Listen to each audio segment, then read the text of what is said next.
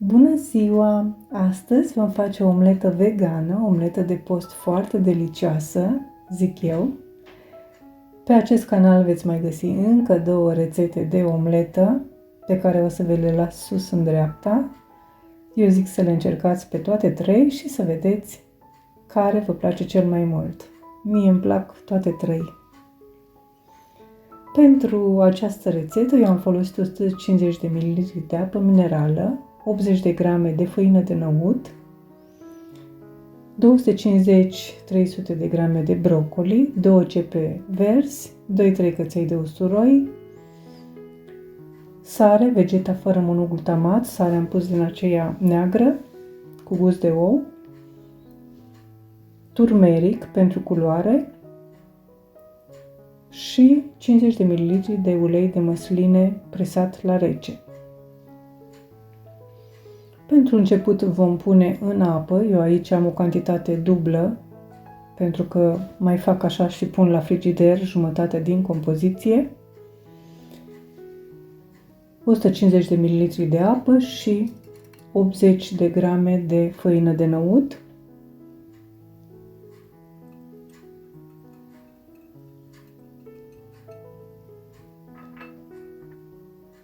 Punem și sare, vegeta fără monoglutamat, sare neagră cu gust de ou,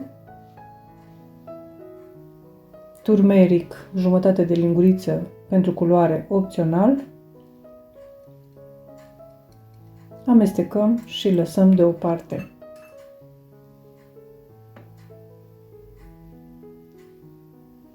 Tăiem broccoli în buchețele mici sau putem chiar să-l desfacem cu mâna.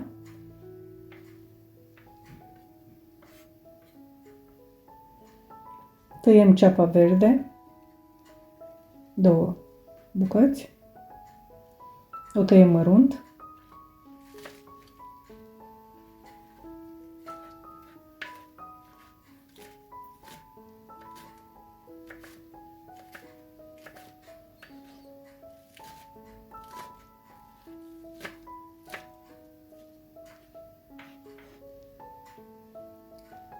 Și usturoiul, 2-3 căței.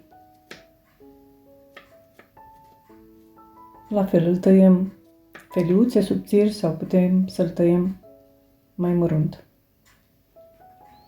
Într-o tigaie antiaderentă pe foc mediu, eu am folosit al 3-lea ochi de la aragaz, punem aceste legume,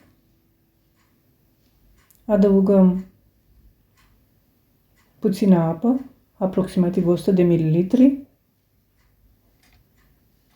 apoi vom acoperi, vom amesteca puțin și vom acoperi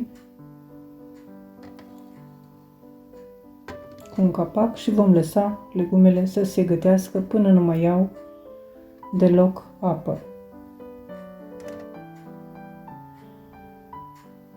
Când nu mai iau apă, stingem focul, le lăsăm puțin să se răcorească și le adăugăm în compoziția de apă cu năut și condimente.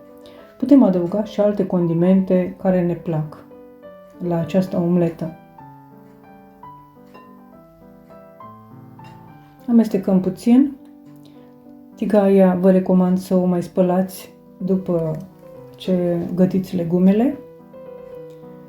O lăsați să se usuce bine. Puteți să o ungeți cu puțin ulei, turnăm compoziția, întindem puțin compoziția.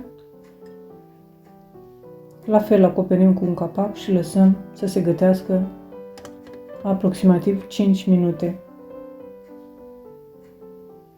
Acum o să vedeți că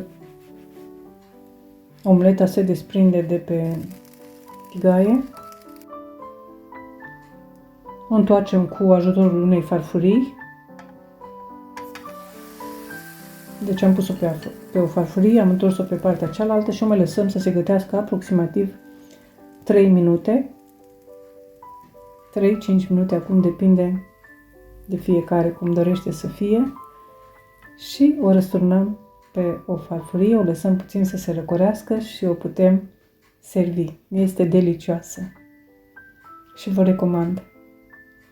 Eu vă doresc poftă bună, vă mulțumesc pentru vizionare și vă aștept la o nouă rețetă data viitoare.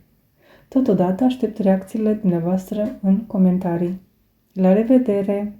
O zi bună!